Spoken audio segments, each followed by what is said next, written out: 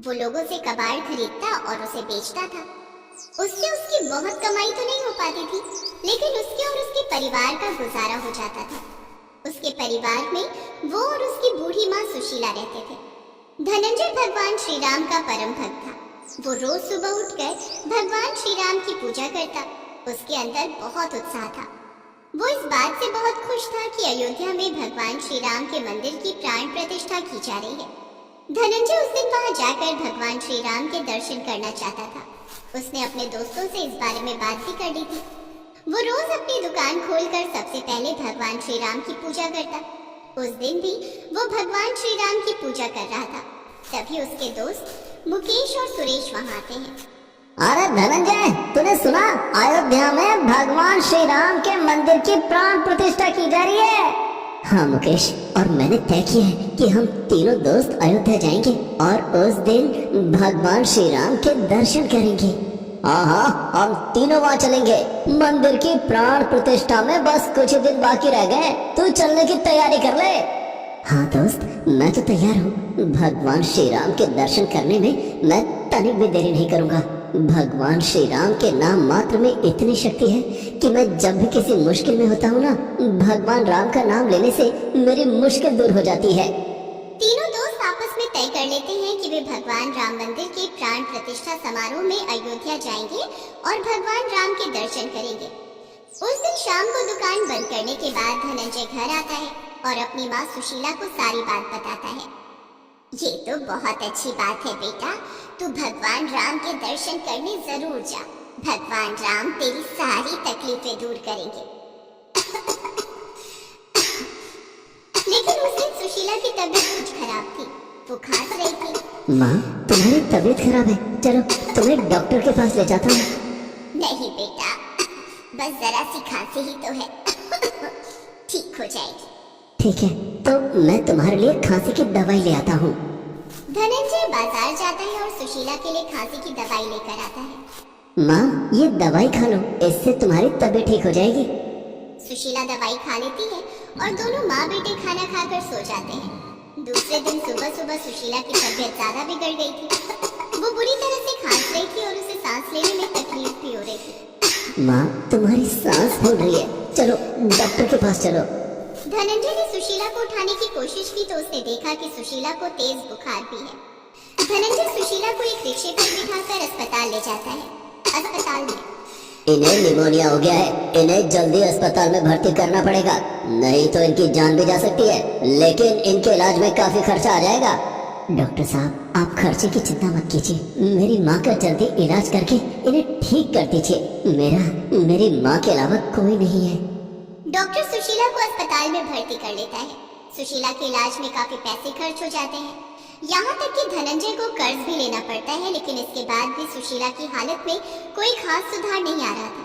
धनंजय अपनी माँ की तबीयत को लेकर बहुत परेशान हो रहा था। उसने काफी दिन से अपनी दुकान भी नहीं खोली थी। इनके इलाज के लिए अभी 10,000 रुपए और चाहिए। 10,000 रुपए? ठीक है डॉक्टर साहब, मैं कुछ इंतजाम करता हूँ, लेकिन आप माँ के इलाज में कोई कमी नहीं करना। धनंजय अस्पताल से बाहर आता है और सोचता है, कई दिन से दुकान भी नहीं खोली, आज दुकान खोलता हूँ, शायद कुछ कमाई हो जाए। धनंजय ने उस दिन अपनी दुकान खोली।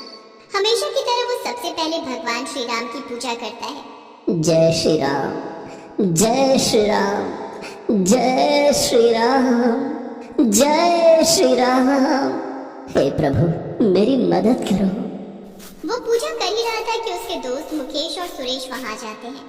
अरे धनंजय, तू चल रहा है ना? परसों अयोध्या में भगवान श्री राम मंदिर की प्राण प्रतिष्ठा हो रही है। हम दोनों तो तैयार हैं। हमने अपना सामान बांध दिया और टिकट भी करवा लिया है। हमने तेरा टिकट भी करवा लिया है, कल शाम की ट्रेन है। नहीं दोस्तों, तुम दोनों जाओ, मैं नहीं जा सकता। लेकिन क्यों? तू क्यों नहीं जा सकता? तू तो कितना खुश था कि भगवान श्री राम मंदिर की प्राण प्रतिष्ठा हो रही है। दोस्तों, मेरी माँ की तबीयत बहुत खराब है, वो अस्पताल में भर्ती है। उनके इलाज के लिए मुझे कुछ पैसों की जरूरत है। मेरे पास जो पैसे थे वो उनके इलाज में खर्च हो गए। मैं उन्हें इस हाल में अकेला छोड़कर नहीं जा सकता। लेकिन दोस्त, कहते हैं कि पहले से कहकर अगर भगवान के दर्शन को नहीं गए तो भगवान नाराज हो जाते हैं। भगवान भी अपने भक्त का इंतजार करते हैं। अगर तू नहीं जाएगा तो भगवान श्री राम को बुरा लगेगा। तू मेरी बात समझने की कोशिश कर मेरे दोस्त, मैं नहीं जा सकता। धनंजय ने अपनी जेब से 200 रुपए निकालकर अपने दोस्तों को दिए और कहा, मेरी तरफ से भगवान श्री राम को प्रसाद चढ़ा देना। ठीक है दोस्त, हम चलते हैं। धनंजय अपनी दुकान में बैठा ग्राहकों का इंतजार करने लगा। तभी उसके पास एक युवक आता है। भैया ये पंखा ठीक हो जाएगा क्या? अभी देखता हूँ साहब। धनंजय ये सोचकर खुश हो जाता है कि पंखा ठीक करने पर उसे कुछ पैसे मिल जाएंगे जो उसकी माँ के इलाज में काम आएंगे। भैया ये पंखा मेरे दादाजी का है, आप एक काम करो, ये पंखा आप रख लो और इसके बदले में आप मुझे पैसे दे दो। नहीं साहब, आप थोड़ी देर तो रुको, मैं इसे अभी ठीक कर दूंगा। नहीं भैया, आप इसके बदले में मुझे पैसे दे दो।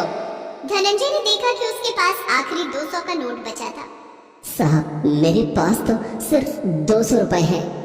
कोई बात नहीं, आप मुझे 200 रुपए ही दे दो। धनंजय ने ना चाहते हुए भी वो 200 का नोट ग्राहक को दे दिया।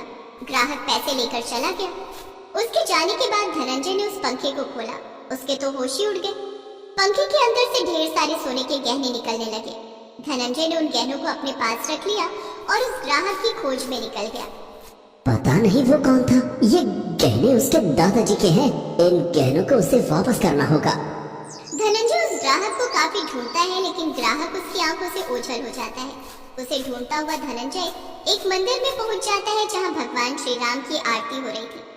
धनंजय समझ जाता है कि वो ग्राहक कोई और नहीं बल्कि स्वयं भगवान श्री राम थे जो उसकी मदद करने आए थे। प्रभु मेरे श्री राम, मैं समझ गया, वो आप ही थे। आपने मेरी मदद की, आपका बहुत बहुत धन्यवाद प्रभु। धनंजय उसी समय सुनार की दुकान पर जाता है और उन गहनों को बेच देता है, जिसके बदले में उसे ढेर सारे पैसे मिलते हैं। वो उन पैसों को लेकर अस्पताल जाता है। डॉक्टर साहब ये पैसे रख लीजिए, मेरी माँ के इलाज के लिए लाया हूँ। अब आपकी माँ की तबीयत में काफी सुधार आ गया है, आप उन्हें घर ले जा सकते हैं। धनंजय मन ही मन कहता है, ये सब प्रभु श्री राम की लीला है। धनंजय सुशीला को लेकर घर आ जाता है। धनंजय बेटा, तू भगवान श्री राम के प्राण प्रतिष्ठा समारोह में अयोध्या जाने वाला था ना? हाँ माँ, लेकिन अभी तेरी तबीयत ठीक नहीं है, ऐसे में तुझे अकेला छोड़कर नहीं जा सकता। बेटा मेरी तबीयत अब ठीक है, तू कल की टिकट करवा ले और मेरा भी टिकट करवा ले। भगवान श्री राम के दर्शन करने मैं भी चलूंगी। लेकिन माँ, तुझे भी आराम की जरूरत है। बेटे मैं बिल्कुल ठीक हूँ और बाकी बची तबीयत भगवान श्री राम के दर्शन करके ठीक हो जाएगी। ठीक है माँ। दूसरे दिन धनंजय अयोध्या जाने के लिए टिकट करवा लेता है और अपने दोस्तों को फोन करके बताता है कि वो भी अयोध्या आ रहा है। हेलो मुकेश, मैं भी अयोध्या आ रहा हूँ। माँ की तबीयत ठीक हो गई है, माँ भी साथ में आ रही है। ये तो बहुत अच्छी बात है, मिलते हैं फिर अयोध्या में। शाम की ट्रेन से धनंजय अपनी माँ सुशीला के साथ अयोध्या आ जाता है। वहाँ सुरेश और मुकेश पहले से उन दोनों का इंतजार कर रहे थे। अगले दिन राम मंदिर में प्रभु श्री राम की प्राण प्रतिष्ठा समारोह था। चारों मिलकर समारोह में जाते हैं और प्रभु श्री राम के प्राण प्रतिष्ठा समारोह में भाग लेते हैं। वे सभी प्रभु श्री राम के दर्शन करते हैं। प्रभु श्री राम के दर्शन मात्र से सुशीला की तबीयत पूरी तरह से ठीक हो जाती है। धनंजय ने सुशीला को और अपने दोस्तों को बताया कि कैसे प्रभु श्री राम एक साधारण ग्राहक के वेश में उसकी दुकान पर आए और उसकी मदद की। आज मैं प्रभु श्री राम की वजह से ही यहाँ आ पाया हूँ। उन्होंने माँ का इलाज कराने में मेरी मदद की और मैं यहाँ आ सका। बेटे, जिस तरह से प्रभु श्री राम ने तेरी मदद की है, उसी तरह से सबकी मदद करे। जय श्री राम, जय श्री राम। सभी एक साथ कहते हैं, जय श्री राम। गरीब की दुर्गा भक्ति।